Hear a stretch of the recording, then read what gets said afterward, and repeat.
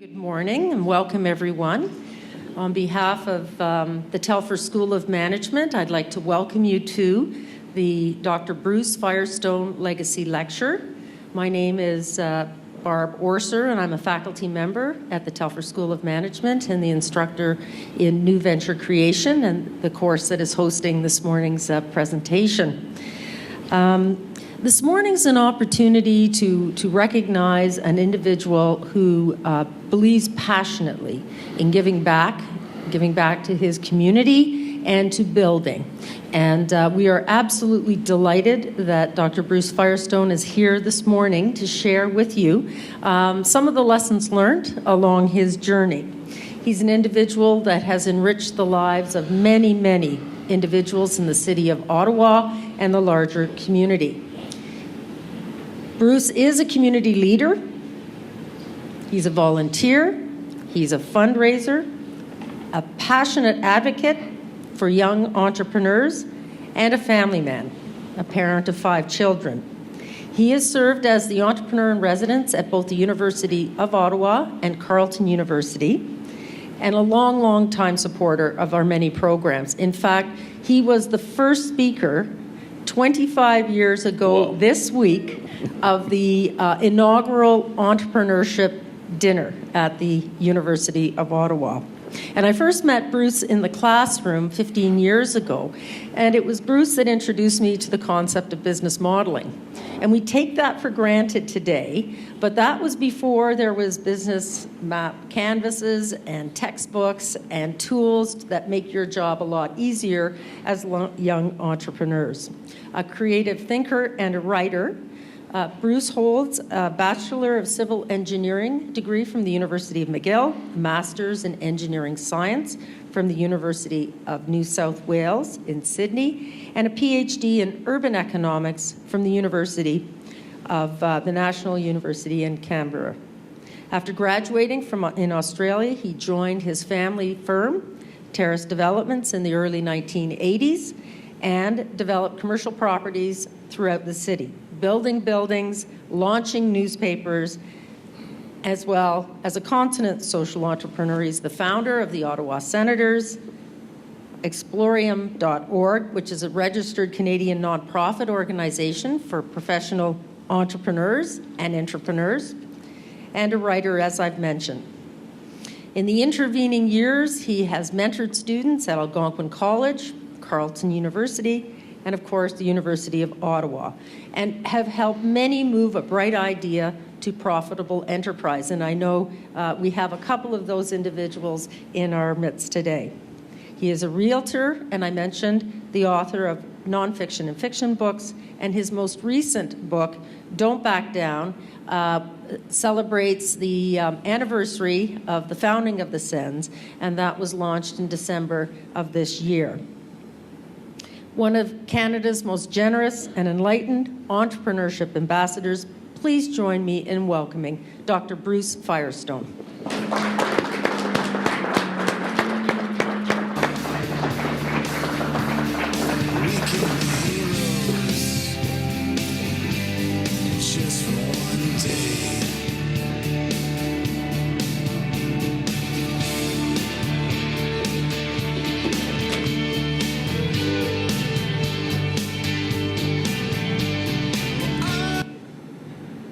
Good morning, everyone. Good morning. Thank you all for coming here on the last day before study week, right?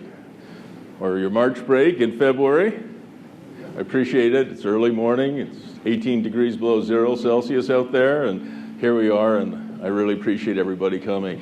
I want to say a special thanks to my friend, Professor Orser. I wouldn't be here, you wouldn't be here this morning, other than Barb asked me to come and do a lecture here at the University of Ottawa, and I said no.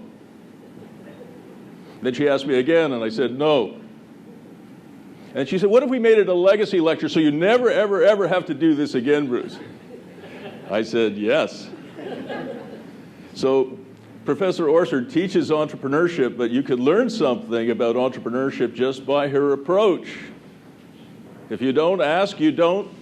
Yes. Oh, come on, wake up, team. If you don't ask, you don't. Yes. Thank you. So my speech this morning is called Everything I Learned on My Journey. So it's going to be very short. But my wife says it should have been called this. Yeah, Brucie's Big Adventure. Because life as an entrepreneur can be an adventure, and certainly I think mine qualifies. Okay, trick question here. How do you turn a rich dad into a poor dad? Not a poor dad into a rich dad. How do you turn a rich dad, I'm a dad of 5, as Barb said. How do you turn a rich dad into a poor dad? Anybody know? Alex Wolf, you there? How do we do that? Buy a hockey team. Thank you, Alex. So there's a statement that goes around inside the NHL Board of Governors room. The second happiest business day of your life is the day that you buy an NHL team. The happiest day is the day you sell it. How did I get involved in NHL hockey? I was driving around in my Saab. This is in the days when I think cell phones were about this size, so I didn't have one. I was driving up and down the Queensway in Ottawa, and I asked myself, what does Toronto have that Ottawa doesn't have? And I came up with this answer. They have a hockey team called the Make-Believes. And I said, I wonder if Ottawa's big enough that we could have a hockey team. You know, could we get a hockey team? I said, yeah, I think so. I think Ottawa could support a team. And I wonder who's going to be the bidder. Well, I think I will. Because one of the things about being an entrepreneur is there are no rules. You make them up yourself. Does that sound appealing to some of you guys? Yeah. Make up your own rules. So I got a couple of my guys together, Cyril Leader, who's the president of the Ottawa Senators today, and Randy Sexton, who is now with the Pittsburgh Penguins.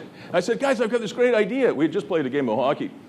And they said, what idea? I said, I think Ottawa's big enough to support a National Hockey League team. Wow, oh, that's interesting. And I think we should be the bidder. Cyril Leader's a CA. You know what that is, right? Right. A bookkeeper. A chartered accountant. And what was the first thing that a chartered accountant would ask you? How much is it going to cost? And I said, I don't know, $35 million. That was what NBA teams were going for at the time. And he said, whoa, $35 million, how are we going to pay for it? And I said, we're going to bootstrap it. We're going to self-capitalize it. And that's a really important part of what I'm going to talk to you about today. Because I truly believe that the strongest enterprises that are in existence today, certainly in most countries around the world, developing nations, developed nations, in fact, almost every country except for the United States of America, the strongest, best startups are self-capitalized. It's been a theme of my entire teaching career and entire business career. So I said, we're going to bootstrap it. And we came up with a simple plan. And the plan was to buy 600 acres of land around where Canadian Tire Centre is today. Back in the day, we called it the Palladium. Put a National Hockey League caliber arena, this thing, in the middle of this land assembly, get a National Hockey League team, put it into that building, and drive the value of the adjacent property up, which we happen to own. Simple, simple, simple stuff. So what we did was I went out and I bought 600 acres of land where the Palladium is now. I paid about $7.2 million for it. That's $12,000 an acre. The idea was to rezone 100 acres for the Palladium, for Canadian Tire Centre, and drive the value up of the other 500 acres. Are you all seeing this? Right? Which conveniently, if you multiply 500 acres by an increase of $100,000 an acre, is $50 million. So I went to see the mayor, and I said to the mayor, you know, Mayor, you have a magic wand. See this wand? I don't think I actually carried a wand into the meeting, but I said, you see, you have this magic wand, you know, like Tinkerbell. Didn't Tinkerbell have a wand? I think she did. And I want you to go rezone 600 acres so I can make $50 million. And the mayor said, as a good mayor should, why would I do that? Why do I want to make you $50 million, Bruce?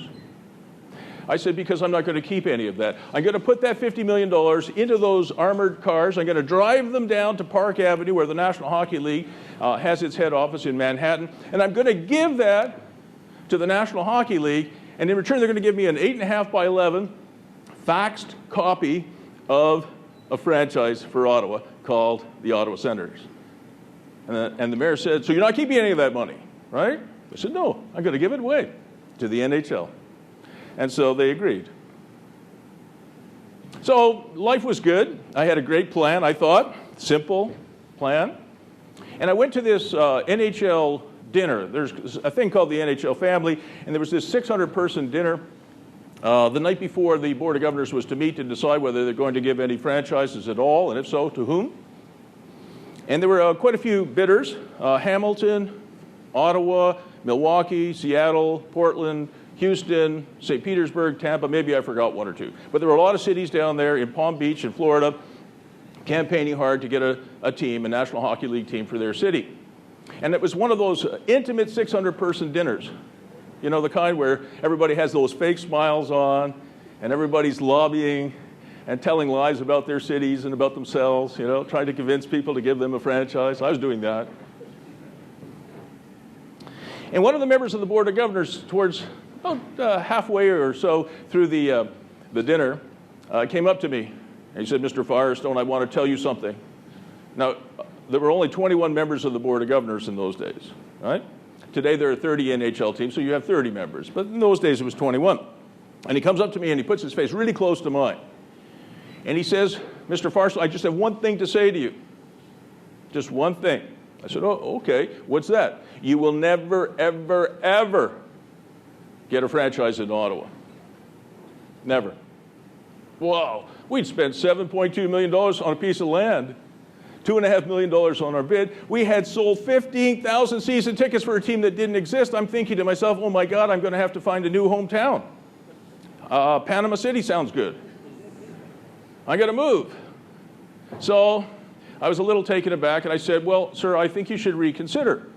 You should give, and the National Hockey League should give franchises to people who love NHL hockey, who will nurture the franchise, who will take care of it. We have hundreds of thousands of crazy, mad hockey fans in Ottawa, and millions of them in Canada. I think you should give it to Ottawa. I'd ask you to reconsider. He said, no, you've heard my statement. He walks away. So this was me right afterwards.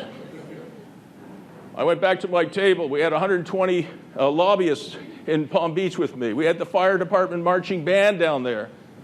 And so all my guys come up to me, and I'm sitting there. How's everything going, Bruce? Oh, good. Everything's fine. Great. You know, guys, the men in the audience here, you know when you're under stress, your voice might go up an octave or two. Everything's good. Yeah, good. But it wasn't good, right? And so finally, Norm Green, he was the owner of the Minnesota North Stars. He's now the Dallas Stars. But he came up to me and said, what's the matter? And I said, well, Norm, this is what happened. And he said, wow, that's one vote you probably won't get, Bruce, but there's 20 others. Get up off that chair and get out there and hustle, kid. I thought, well, you know what? Norm is right. And sure enough, the next day, this is me on John Ziegler's right. John was the president of the National Hockey League now. Commissioner Gary Bettman has taken his job.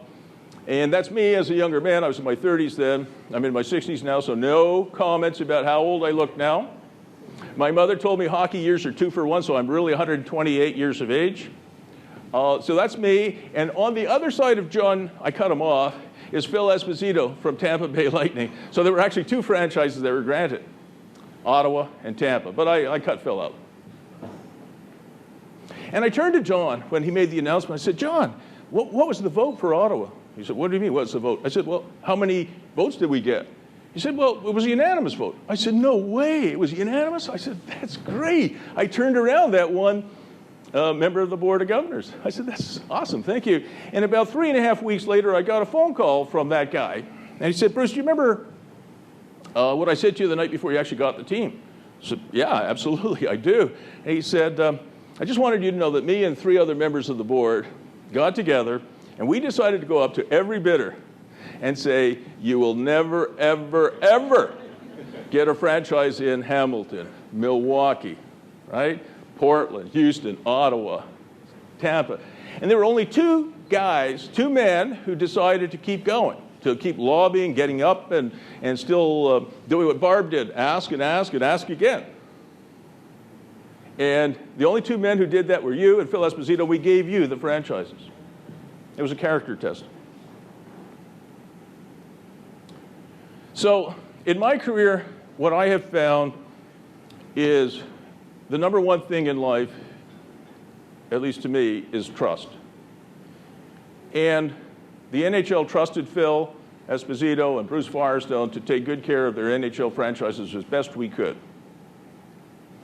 And if you want to know something very simple about life and about success in your family life, your personal life, your community life, your business life, your career, if you can be a trustable person, and you can be the same person in the street and at home, in private, then you will have a much better opportunity for success in everything you do.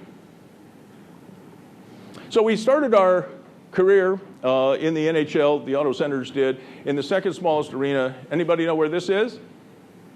Yell it out, come on. Put up your hand so I can pick on you. Please. Lansdowne? It's Lansdowne Live now, the Ottawa Civic Center. What I don't know if I have a pointer on here. I do, look at that. I got a pointer. So I want you to look at those suites up there. You everybody see those suites? Okay, those are like little private suites. And I'll come back to that in a second. Anyway, I'll point over here. It's a little easier for me. So the city of Ottawa said as we were getting ready to play in 1992, they said, how about, Bruce, we refurbish our stadium, our arena, which is pretty small, and we'll put in some private suites. It'll help you boost your income. I said, that's a great idea. How much? We don't know. We'll get back to you. So they did. And they came back and they gave me these wonderful drawings for 16 private boxes. And they said, it's $12 million each. I went, whoa, $12 million, not each, excuse me, $12 million. That's the bill, $750,000 each. I went, wow, that's expensive. Do you mind if we look at it ourselves? I work very closely with PCL, one of Canada's great construction companies. How about we look at it? So we put in 42 suites, including FF&E. FF&E stands for Fit Up, Furniture, and Equipment. And we put that in for $69,000 a suite, about $3 million. So we put in 42 suites, including FF&E, at $69,000, and the city was going to do 16 at $750,000, 11 times higher. Yeah, I am. So I have I'm serious about this. I have a theory that government should leave the doing of everything to the private sector. That's not to say that governments don't have an important role. They absolutely have an important role. Things like the defense of the nation, the protection of human and property rights, the upholding of contract law. These are very important government mandates, but every time I've seen governments do stuff like build suites, a factor of 6 and 10 and 11 times cost is often the case. So I think government should leave the doing to you folks, and that's my conclusion. So I looked at some of the national models that are out there. You guys probably know the US one, Pursuit of Happiness. It seems typical of America. France, Liberty, Equality, Brotherhood, and Sisterhood. India, Truth Alone Triumphs. Australia, I lived in Australia for 7 years, Advanced Australia Fair. North Korea, prosperous and great country, I guess. But my favorite is Canada's. Peace, order, and good government. It is the most boring slogan you could ever have. Maybe Australia's is pretty bad, but certainly Canada's ranks right down there, or right up there with the most boring national models you could have. It's certainly not as sexy as Pursuit of Happiness. You know, if it feels good, do it. That's America. But in Canada, it's peace, order, and good government. But I just wanted to tell you folks how important that is. It's my favorite. When I was trying to get a National Hockey League team, I visited with Mike Ilitch. He's the owner of the Detroit Red Wings, and later on, he owned and owns the Major League Baseball team, Detroit Tigers. And Mike's a super nice guy, and he said to me, so, Bruce, what's the murder rate there, like in Ottawa? And I said, I don't know, Mike, 10, maybe 11, 12? Oh, a day? No, Mike, that would be a year. Oh, he says, we get that a day in Detroit. Think about that. Ottawa has a 94%, Ottawa police have a 94% solve rate on major crime, 94%. Detroit has a 1% solve rate. Think about that. So this is what Detroit looks like. And this is what Ottawa looks like. How many of you vote for Ottawa? Put up your hands, come on, wake up, yeah. Thank you. How many of you vote for Detroit? Okay, so that's Detroit. So peace, order, and good government. You cannot have a business, you cannot have a family, you cannot have a career without peace, without order, without good government. So I think Canadian priorities are right.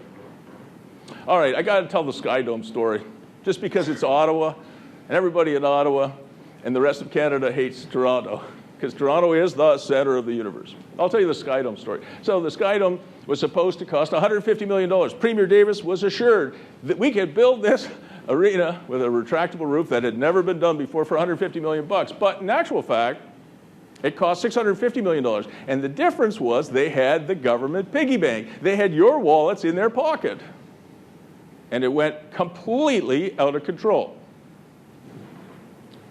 And one of the reasons for that is that one of these faceless Ontario bureaucrats, when this building was coming out of the ground, said, wouldn't it be great to have a hotel? Let's kind of like fit a hotel on this. And for those of you who are engineers, how many of you are engineers? Put up your hands. I'm an engineer. Good. Welcome, brothers, sisters. That is the worst thing you can do. A change order is a killer in terms of time and budget. And can you imagine for the engineers here, this building is coming out of the ground, and we're going to somehow, mechano in a hotel. And the costs went completely out of control. Anyway, I did a little bit of analysis. The Sky Dome is now called the Rogers Centre. It sits on 2 parcels of land. It's about 11.5 acres. And I did a little bit of analysis just for you guys. That's not true. I wrote an article on it. I did an analysis of Toronto land value. Toronto land values have gone crazy. Toronto is like this UFO that has detached itself from Canada's economy. It's out there on its own. It is a true world city now. And land values have gone wild, about $20,000 per square meter. That's a lot. And just to give you a comparison, when I was your age, everybody said, well, look at Tokyo, their land values are crazy. Their land values are around $2,500 a square meter. Going back, Toronto's is probably about 8 times higher. So I asked myself, what do you think that land underneath Sky Dome or Rogers Centre is worth? It's almost worth $1 billion, just the land. Forget the building. And what did our stupid government sell it to Ted Rogers for? $25 million. Think about that. Rogers Communications got a nearly $1 billion subsidy from our provincial government. And the next time they decide to sell an asset like this, let's this group together raise $25 million. We can do that in about 2 weeks. Let's go out ourselves, buy that, tear that building down, divide it up into a bunch of little plots for people to build cool stuff downtown Toronto, and let's us, this class, make $1 billion. Okay, everybody, deal? Okay, everybody's, yeah, let's do it. So I come to this conclusion. Governments don't work. You do. So, do you think Ted Rogers and Rogers Communications needs $1 billion subsidy from Ontario? They don't. That is clear, at least to me. So it's my conclusion that, we hear a lot about the top 1%, people in the top 1%. They have all the money. They have all the assets, right? They have all the intellectual property. And they control the world. But I think in the time of my children and my grandchildren, I don't think we're going to be talking about the top 1%. I think we're going to be talking about the top 0.001%. So, unfortunately, most of us are going to be kind of these guys, and there'll be a few rich dudes around who are those guys. Unless you own your own business and you own some real estate.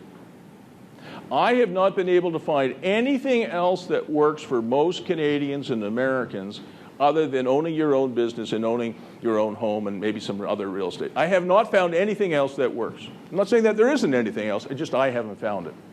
And here's the thing. It's my conclusion that no one can save their way to wealth. You have to invest your way there. I have students who say to me, oh, well, Bruce, I can save $35,000. I'll bet you I can save $35,000 in the next 3 years. I go, great, Amber, that's awesome. Then I'm going to check up on you a year later, and you're going to tell me, oh, yeah, but I really wanted that new iPad, and my iPhone 7 is old, and my car, well, I didn't actually have one, so I bought one, and I wanted to go with my boyfriend to Cuba, so we did, and that $35,000 is gone. Almost no one can save their way to wealth. You have to invest your way there.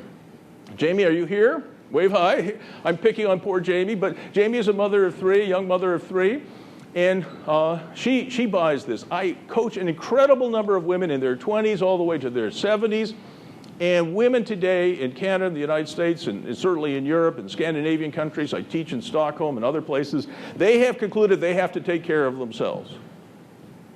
And women in business are an absolute phenomenal success, and it's going to be even more dynamic in the next 25 years. I expect Jamie to do very well. She has started a business called Purdy Paws. It's pet grooming. And she started a mobile spa. Professor Orser and Play-Doh, her dog, are clients, right? Yeah, Play-Doh. That's a pretty good name for a dog. And Jamie started out, she bought this Mercedes truck. It's about $100,000 when it's fully equipped. It's got sinks in it for cats and dogs and grooming tools and all this cool stuff. And she said, excuse me, I've got this great idea for a mobile grooming spa. And she thought, well, the banks will lend me money. Investors will find me. I'll get this. Nobody would give her a hand up. No one would give her a handout. And one sales guy at a Mercedes dealership believed in her. And he said, I'll find you a truck and we'll get it financed somehow. And from the day that she started, it was a success. That takes courage, hope, faith. All right, let's go back to my NHL story.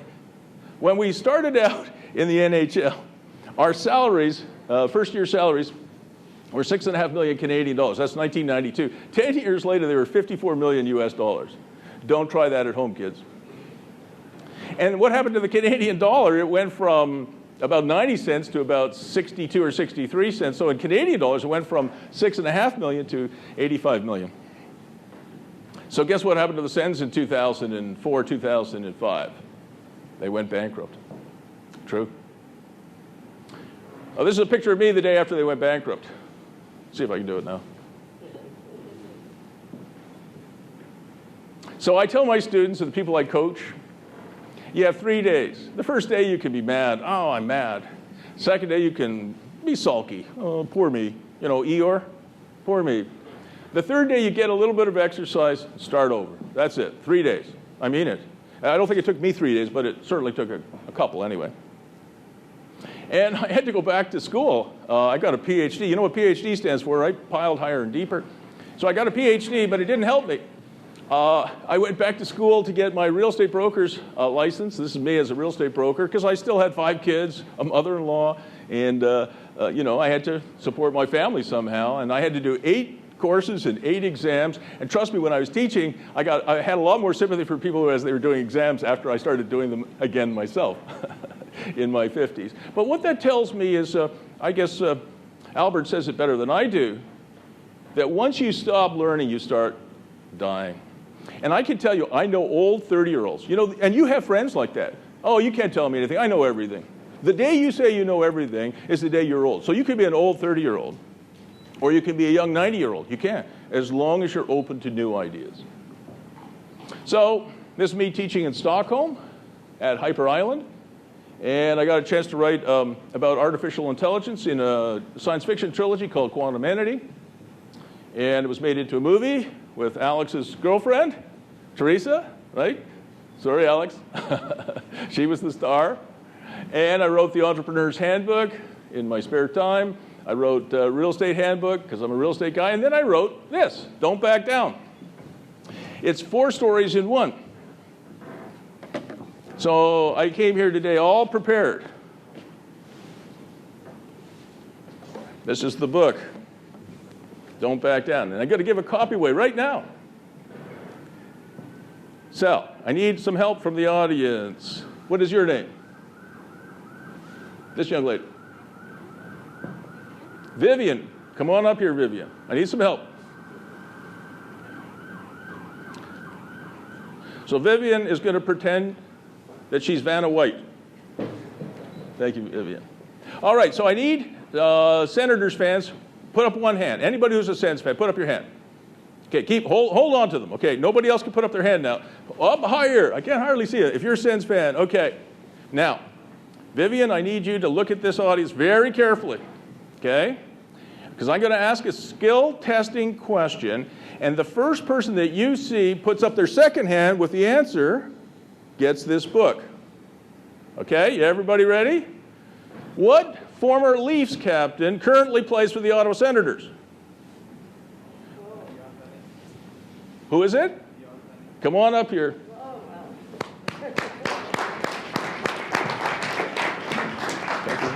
There you go. Thank you. You're welcome. Thank you very much, Vanna.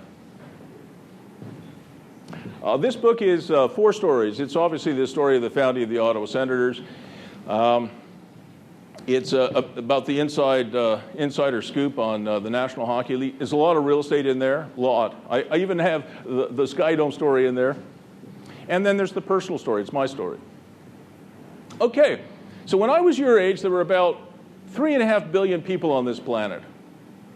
And about 450 million of those folks participated in what you would consider a modern economy. Today, there's 7 billion people on this planet, and about 4.5 billion people are participating in a recognizably modern economy. So it's a much tougher, more competitive place today than it was in 1970. So what are you going to do? I'm very optimistic for this generation, very optimistic, because even though it's probably 10 times more competitive today, the market that you can sell into is probably 100 times bigger. So while there's more competition, it's a much, much bigger marketplace. And it costs a fraction of what it did when I was your age to communicate with that market. Tumblr, Snapchat, Instagram, Skype, Google Hangout, Facebook, Twitter. I mean, all these incredible, you just email, you know. It's an incredible world you live in. And I'm super excited for you guys. So is it a good time to start your own business? I say unequivocally, yes. We all know and mourn the passing of Steve Jobs. But Steve was one of the guys who truly understood business modeling. I am a huge proponent of one-page business models. If you handed me a 30-page business plan, I would not read it. I would go, oh, thank you so much. And I'd just put it aside. I would not read it. Because you will have graphs in there, spreadsheets in there that show, oh, my revenues are going to do this, the hockey stick revenues. And you're going to have all kinds of things that, to me, don't matter at all. And if I took all of you guys down to Y Combinator in California, and you put up a 30-page business plan, they wouldn't pay any attention to you either. So it's not just me saying that. And Steve Jobs understood the power of the business model. This is an early version of the iPhone. And the iPhone to him was not a phone. It was a business ecosystem and a business model. That's the engine of your business. He was the first guy to understand, I'm going to capture some of the monthly subscriber revenues with my iPhone.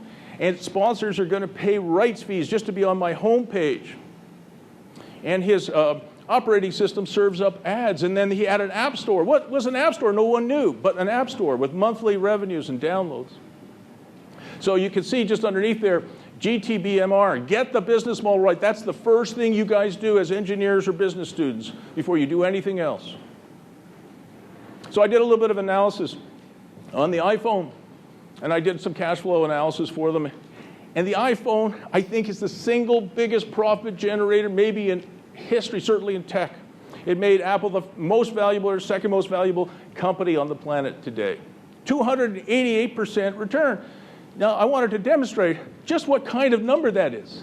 How big is that number? And because I'm a kind of real estate guy, and Alex, you and I are real estate guys, I invented this for you. This is true. It's called the Apple House. Do you see it? You know why it's called the Apple House? Because I put the Apple logo on it. I'll probably get sued. So this is my Apple House. And immediately after this class, we're going to go and buy one of these. And here's what the cash flow profile looks like. We're going to go out and buy one for $450,000. And guess what rent we're going to get on our $450,000 suburban Ottawa house? We're going to get some fool to pay us $107,916 a month in rent. And that is the equivalent of what the iPhone is doing. Now, I'd like to own a house that produced those kind of returns. And that's what Steve Jobs did, but he did that through business modeling, not from a business plan. Okay?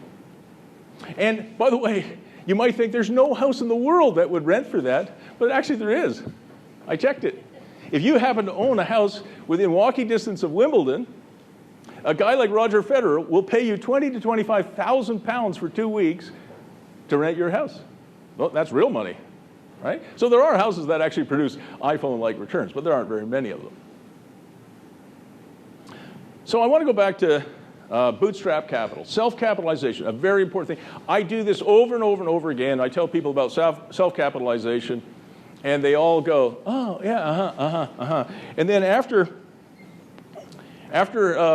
an hour of talking to yours truly, they go, okay, yeah, all right, yeah, but I still need $1 million of investor money. Where do I get it? We just spent an hour talking about self-capitalization. So let me give you an example. This is a company called Sock Jock. It's run by Angela Gorin. There's Angela there. She's one of Canada's great triathletes. And she loves clothing, sport clothing and socks and stuff like that that's made out of bamboo, because bamboo is one of those sustainable, biodegradable products. It's apparently a fantastic, stretchy, great thing. It's the fastest growing plant in the world, and apparently it grows without any assistance from human beings. No heroic efforts. But I think the best thing about her clothing is this. For the hairy, smelly guys in the audience here, right? It doesn't retain odor, right? So it's not like polyester. Bamboo is a natural fiber, and you can wash it and smell nice. That's an important selling and differentiating feature. So Angela was trying to raise some VC money, about $750,000 of venture capital or angel money. It was taking forever. She wasn't having a lot of success. And she said, what do I do, Bruce? I said, self-capitalize. Get a strategic investor. She said, what does that mean? I said, well, follow the money. Suivez l'argent. Follow the money. I said, what if you went to a major department store like this one in New York, Barney's in New York? And what if you said to them, I'll give you a 2-year exclusivity on this wonderful Sock Jock product. Bamboo clothing. It's sustainable. Doesn't retain odor. It's going to be a huge success. I'm a triathlete. I'm the brand. Right? Not me. Angela. And what would you charge for that, Angela? Well, you would charge them a rights fee of $350,000. And maybe they would place an advance order, say $2 million, and give you a deposit, like a retainer, of 50%. So maybe in 6 weeks you could raise $1.175 million, much faster than trying to beg money from an angel or a venture capital firm. Now, class, how much equity did she have to give up in that to get that money? Zero. How much did her cost of capital cost her?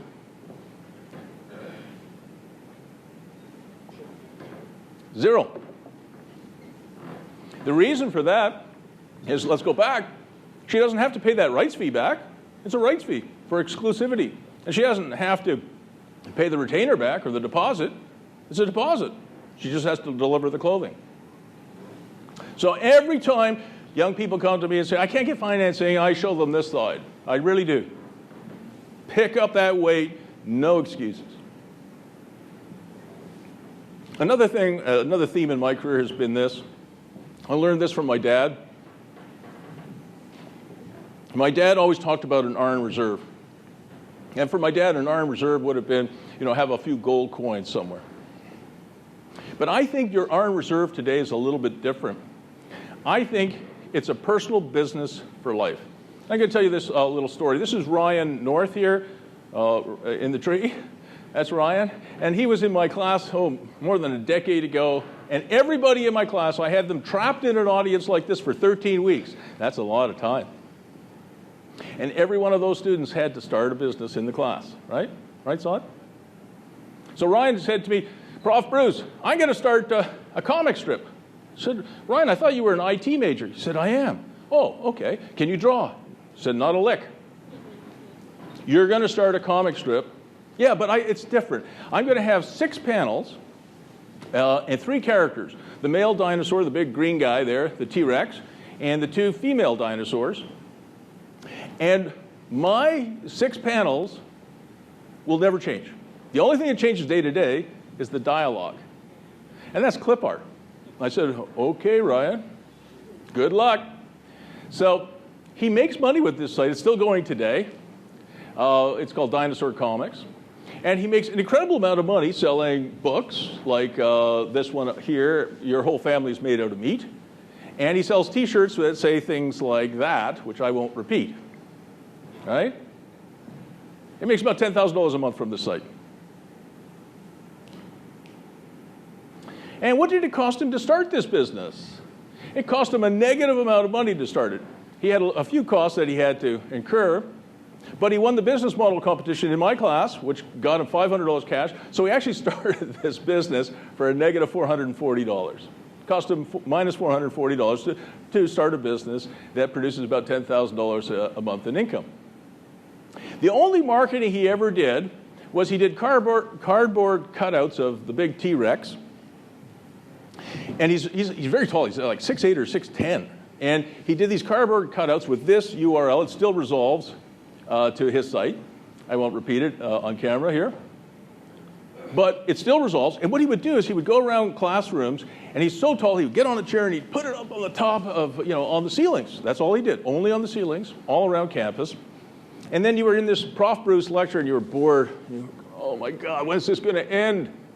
And you'd look up and you see this T-Rex with that URL, and people would, log on to that particular site. And, the first time you go to that site, you kind of go, what's the deal here? Why does he have hundreds and hundreds of thousands of readers, people buying books? When Ryan goes to Comic-Con conventions, he's mobbed.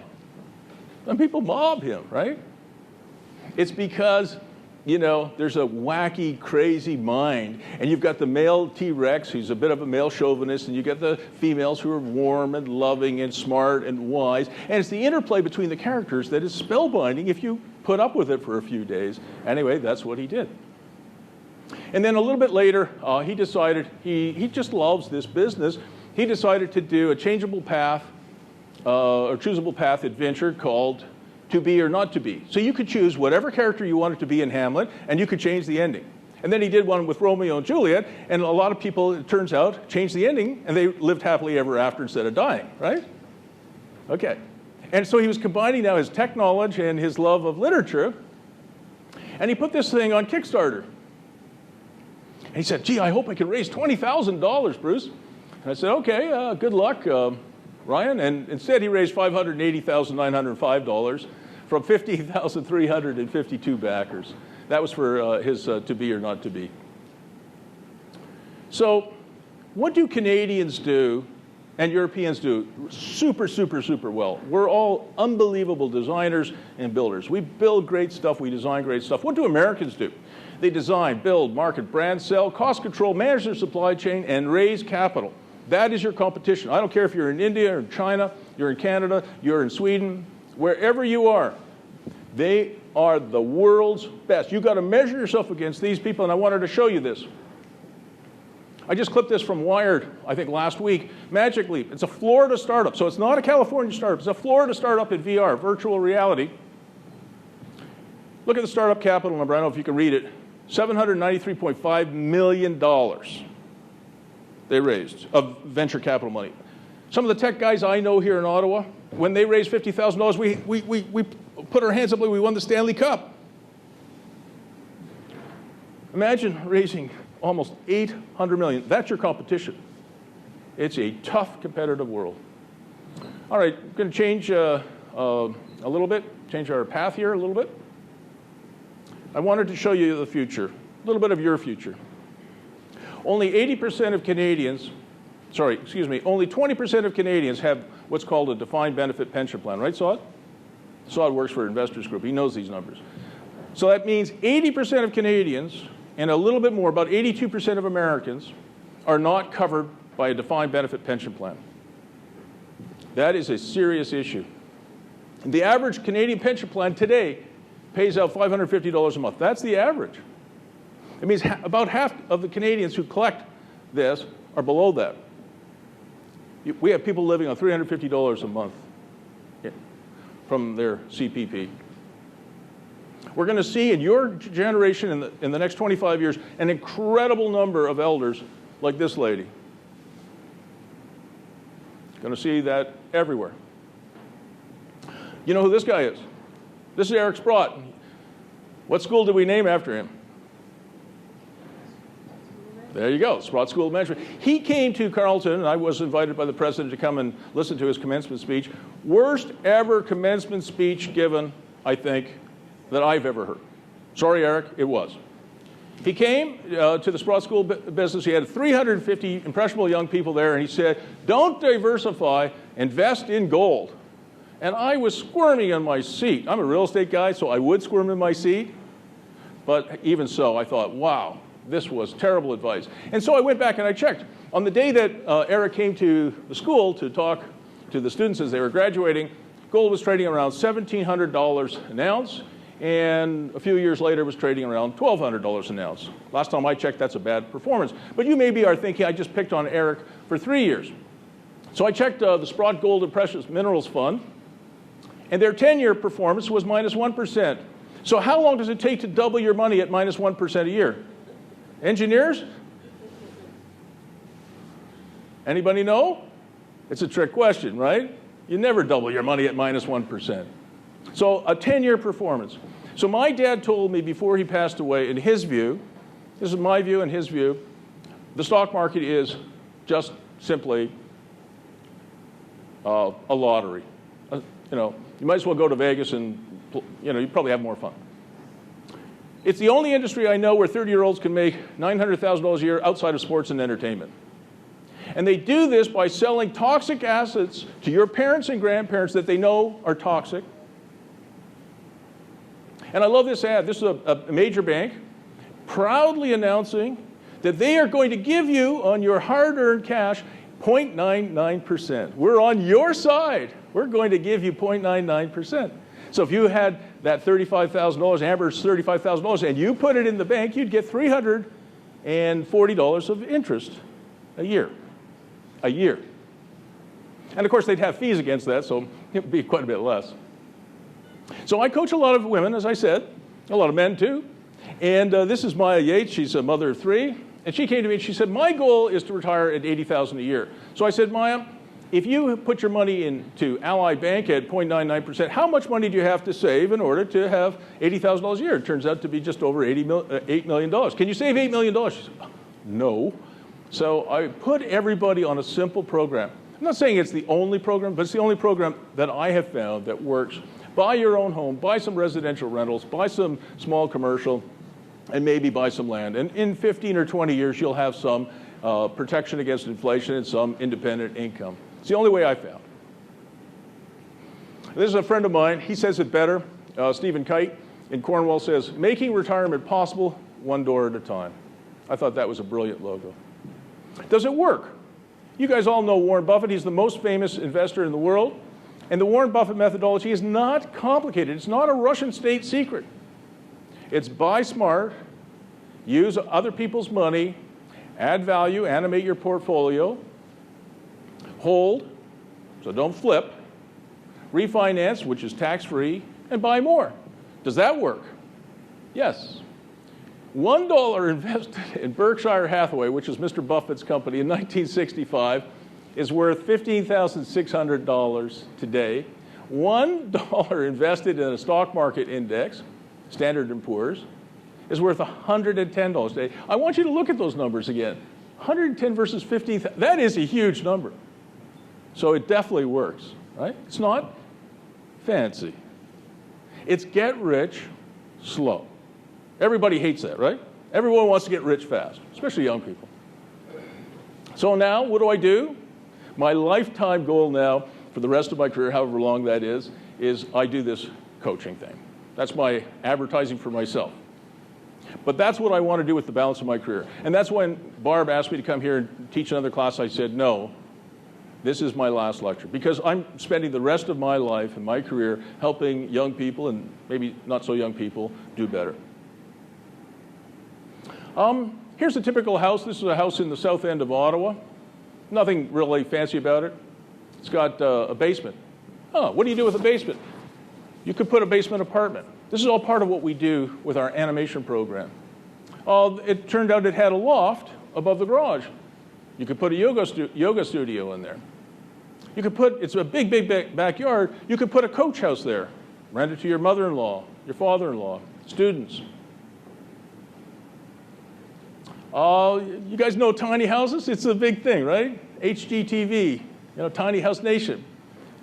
We're trying to get the city of Ottawa to legalize these things. We're going to get them this month to legalize coach houses, but we're trying to get them to legalize tiny houses too. We haven't quite got there yet, and the reason for that is, as long as you keep your tiny house on wheels, as long as it's got wheels, it's called a homemade RV. And guess what? It can't be assessed for property taxes.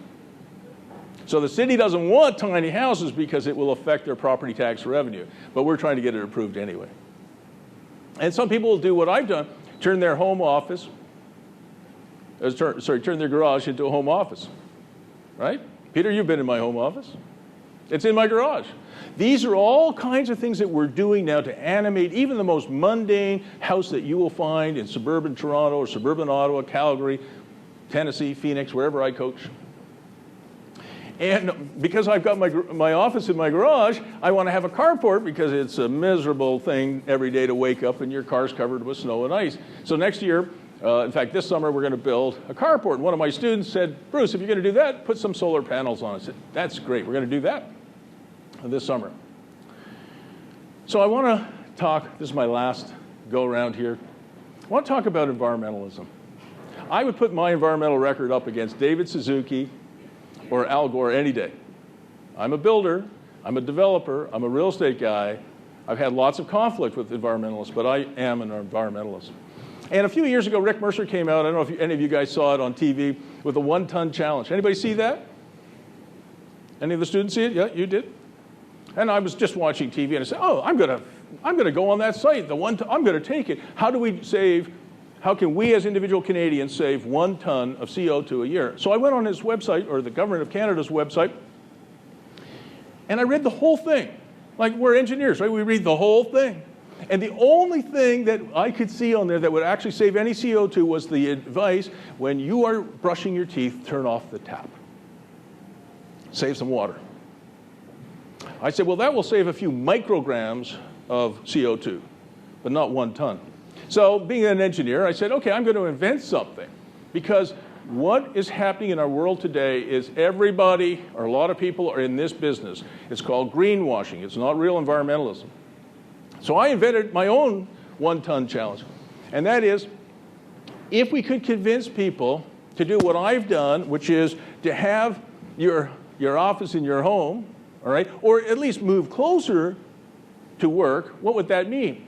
If you downsize your car from a big car to a small car, and you move 20 kilometers closer, you can save anywhere from 1 to 7 tons of CO2 a year. So if we could just reorganize ourselves to be closer to work, if we did nothing else, we can save at least a ton of CO2. And I actually put a spreadsheet up there on Zoho where you can actually test it out for yourself. No one knows how we got here. No one knows how human beings ended up in this wonderful country at this time, alive, enjoying each other's company this morning. Science thinks that we had a Big Bang explosion about 14 billion years ago. What created that? No one knows.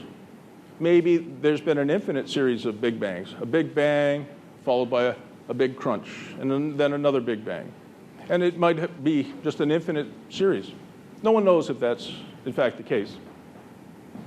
It depends on the value of the cosmological constant, which we don't know. Because there's two possibilities for this universe. One, it will continue to expand until it just goes dark and cold, and even protons decay. Or maybe it falls back together again, and we do have a cycle of life for the universe. No one knows. But somehow we went from this to this. It's a miracle. And somehow we went from this to us. It's incredible when you think about it. And somehow we've gone from us to artificial intelligence, which is going to dramatically change your lives.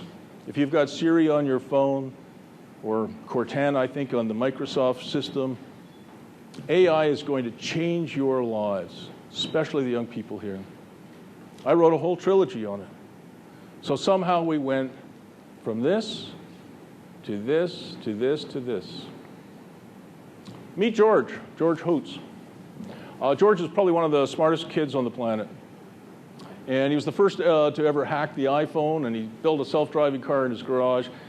And I wanted to quote him today. In 25 years, the last people with jobs on this planet will be AI programmers. And it won't be long before you call up an Uber car, and it'll show up, but there won't be any Uber drivers. And if you're a sea captain or a sailor, there won't be any sea captains or sailors either. The AI will drive these ships. So what are human beings going to do? What are we going to do? What are you going to do, young people here? I think you have to create your own future. You have to differentiate yourself and create your own future. Creativity, design, that is the future, I believe, for human beings. Lifetime learning. But there's a problem. I saw this last week. Michelle Lewis, who's an independent indie songwriter, she wrote a tune called Wings for this British girl group, Little Mix. And she was like super pumped. She got 3 million spins on Spotify. She said, oh my God, imagine if I had 3 million readers of any of my books. I would be super pumped. 3 million spins, right? 3 million streams. And when she got her royalty check from Spotify, she goes, oh, I can hardly wait to open up at $17.72. That is a huge problem. So there's no question that creativity, design, differentiated value is the future for human beings. But we got to find a way to do this. To explain our value as engineers, as business modelers, as authors and writers. And my last thought before I leave you for the day, and I will take a few questions afterwards, but just a few, is where on this planet do you go to find true wilderness, where wildlife is flourishing? The answer might surprise you. You go to the demilitarized zone between the two Koreas, and you go to the 50-mile exclusion zone around Chernobyl, where the 2 or 3 Russian nuclear reactors melted down. These are the premier sites where wildlife is flourishing. And the reason for that is they are no-go zones for human beings. So I have a thought that I want to leave with, and it is the challenge of this generation and the 2 or 3 generations to follow you. I think we should turn half of the surface of the planet back to wilderness areas where human beings don't go. Even Al Gore and David Suzuki don't go. Where eco-tourists don't go. No human being goes. And we should turn 7/8 of the planetary oceans back to wildlife, where you don't fish, you don't drill, you don't go with your cruise liners and dump human waste and plastic. I think this is an incredible challenge, and it's your challenge, and it'll be your children and grandchildren who will take on this challenge. But there's lots of great things that are happening. You guys know what this is? The engineers must know. That's the Hyperloop, right? Elon Musk wants to build a Hyperloop where you can travel in a vacuum chamber at 3,000 miles an hour. So we could go visit our girlfriends or boyfriends or partners or friends in San Francisco today and come back before midnight and enjoy, a show there. Or we could take a journey to Mars. I think that will happen in your time. But if I had a choice, my trip would be even shorter. If I could change one thing, I would go and wrap the moon with a magnetic bubble, and I would terraform that thing. It's only 250,000 miles away, and it shares the same warm niche around the sun as the Earth. That's a planetoid. I think you'll see that. But there's an even more important voyage. I call it the voyage to Earth 1.2 billion. There are 7 billion people on this planet. That is too many. We are going to be at 10 or 11 billion by 2070 or the 2100s. It's too many. We should go back to a population of 1.2 billion by 1850. That's where we were in 1850. So I did a little exercise for you. If we had 100 crash survivors on an island, 10 are kids, 10 are elders, and you had 40 breeding couples, and they only had one child each, how long would it take to reduce the population? Well, 25 years later, you've got 100 people, 40 children, 10 elders die. 25 years later, even with one child per couple, the population has gone up, not down. 25 years later, it's still going up a little bit. Even 25 years after that, it's still going up. This is telling you how difficult this population thing is. So I did a calculation for the planet. How long would it take us to turn the clock back to 1850? Turns out, with a one-child policy, 540 years, half a millennium. That is a big challenge. But what if we went back to 1.2 billion people and we were poor? Is that what I'm suggesting? Absolutely not. And anybody here seen this movie? Put up your hand if you've seen this film. Yeah. Okay, for those who have seen this film, you know that going back to having short, brutish lives is not what we want to do. If you think the good old days are the good old days, go see this film. They are not the good old days. So I asked myself another question.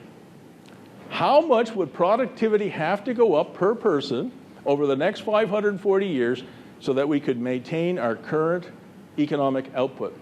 And it's not very much. The answer is about 0.45% a year. To give you a comparison, non-farm productivity in the United States in the post-war period went up 2.88%. So it's very possible for us to go back to a much smaller population, a much more interesting Earth, a much more sustainable planet, and still have an incredible amount of wealth on this planet. Certainly much more than we have today. If we just had a 0.45% increase in productivity over the next 540 years, we would reach 5.5 times the purchasing power parity of 2070 with 1.2 billion. And I think we would do much, much better than that. So if you're an environmentalist, if you believe in ecology, you also have to understand the language of economics, because nothing is sustainable unless it's also economically sustainable. We have to understand it's an equation. There are no passengers on spaceship Earth. We're all crew. Marshall McLuhan said that, I think, in the 1970s, and I had the great good fortune of listening to him live when he talked at McGill University in Montreal in the 70s. And I think we all are responsible to each other, to our children and our grandchildren, to remember this. Thank you very much.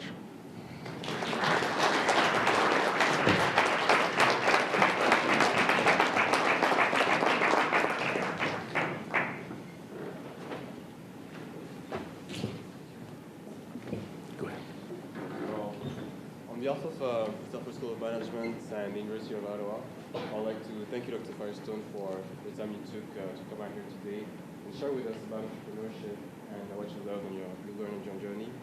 I personally really enjoyed what you said about saving versus investing your way to Thank you. wealth. As a student in entrepreneurship with a huge passion for real estate, that's something I definitely believe in. And I know this is the end of a long-lasting tradition of you coming out here in the Legacy Lecture Series. So this is a little something from us to thank you for that. Thank you, David.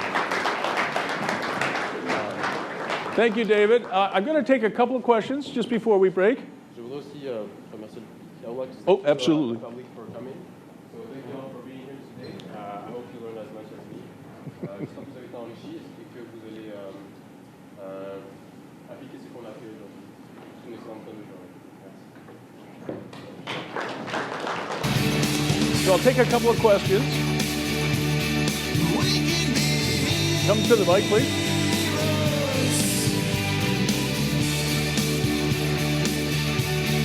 We can be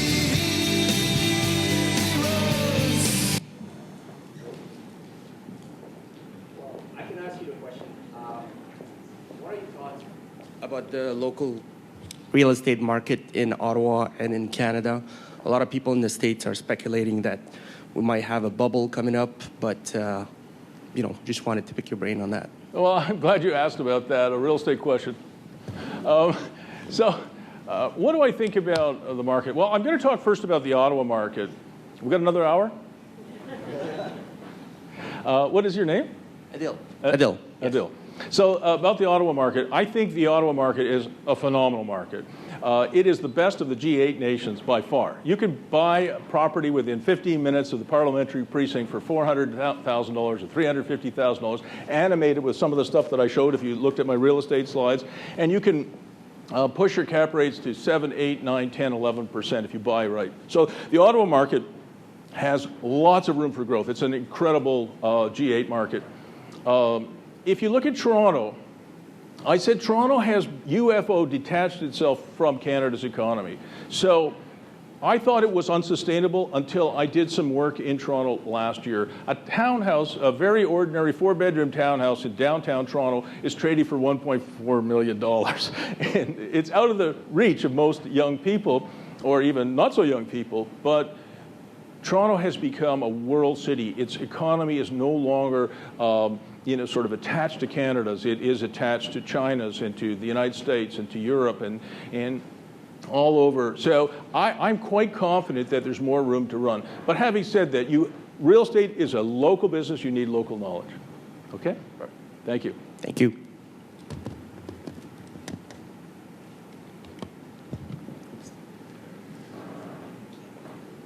Good morning. Good morning. My question is, how can creatives get more value for their work? How can creatives get more value for their work? Well, that was one of the challenges. Michelle got a check from Spotify for $17 for having 3 million streams. That's not a very good result. One of the things I talked to Professor Orser about, Professor Orser is the author of a new book called Feminine Capital, which I read.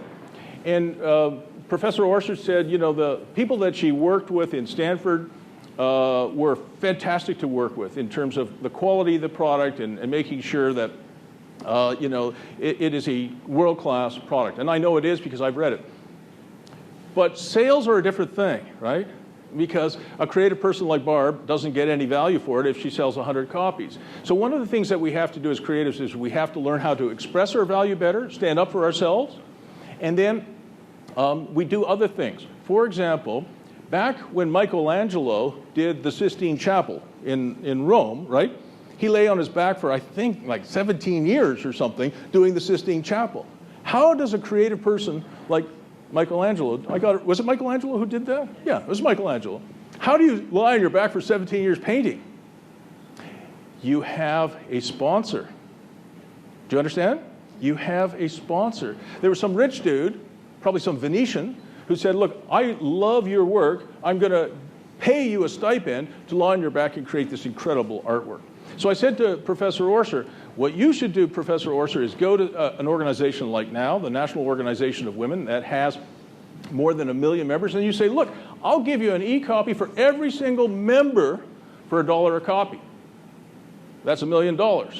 That's how we do it. We have to go back and find some of the old models that date back to, I don't know, when did Michelangelo paint the Sistine Chapel?